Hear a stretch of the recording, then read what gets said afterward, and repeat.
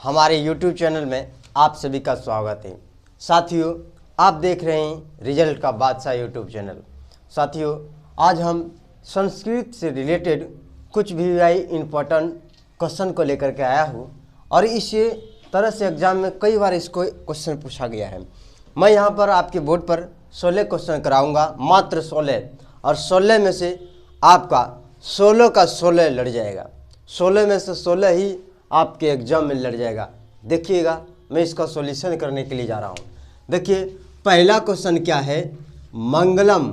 क्या लिखा है, मंगलम में कितने मंत्र हैं, यानी मंगलम पाठ में कितने मंत्र हैं, तो कितने मंत्र हैं, तो 5 मंत्र हैं। कितने मंत्र हैं, तो 5 मंत्र हैं। 2 नंबर देखिए, कौमुदी महोत्सव किस वंश के लिए प्रचलित था, तो किस वंश के लिए प्रचलित था, तो गुप्त वंश के लिए। ठीक है, गुप्त वंश के लिए। और गुप्त वंश के, ठीक है, गुप्त वंश को, यानी गुप्त वंश का जब समय था तो इसको स्वर्ण काल भी कहा गया है।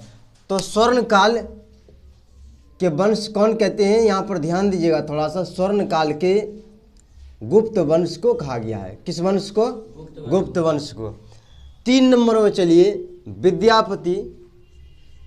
विद्यापति किस भाषा के सुप्रसिद्ध कवि थे, तो मैथिली भाषा के।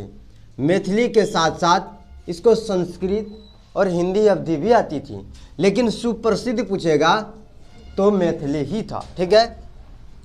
4 नंबर देखिए, हितोपदेश। ठीक है, हितोपदेश व्यंग्यकार कथा।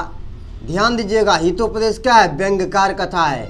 हितोपदेश क्या है, व्यंग्यकार कथा है। हितोपदेश व्यंग्यकार कथा के रचनाकार कौन है, तो कौन है, नारायण पंडित है। कौन है, नारायण पंडित है।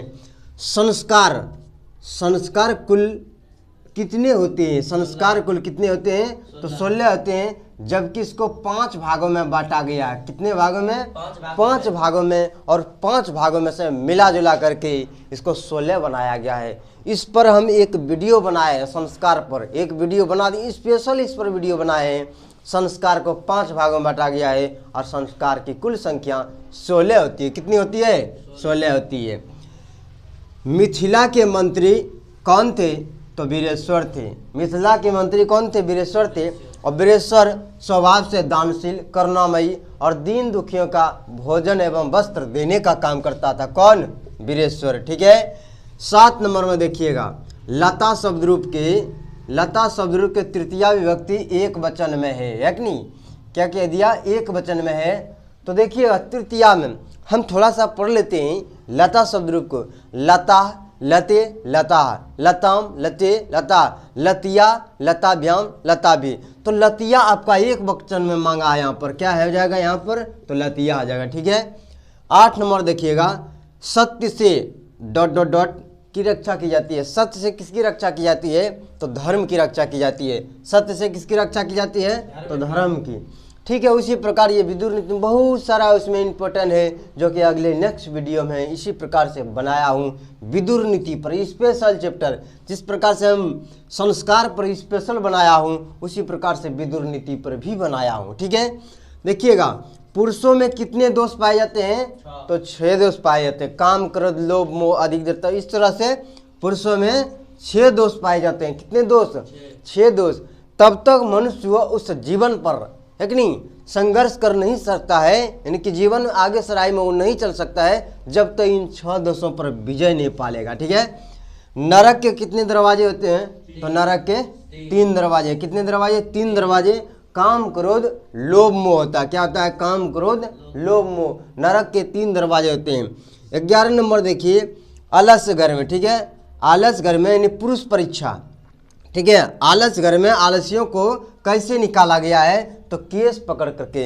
ये जो कथा है यह पुरुष परीक्षा से लिया गया है। किससे लिया गया है, परीक्षा में कई बार पूछा गया है, पुरुष परीक्षा से। किससे लिया गया है, ये पुरुष परीक्षा से। 16 में से 16 आपके एग्जाम में लड़ जाएगा। ठीक है।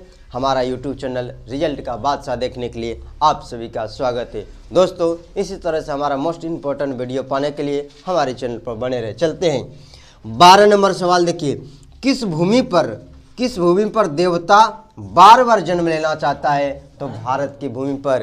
किस भूमि पर, भारत की भूमि पर।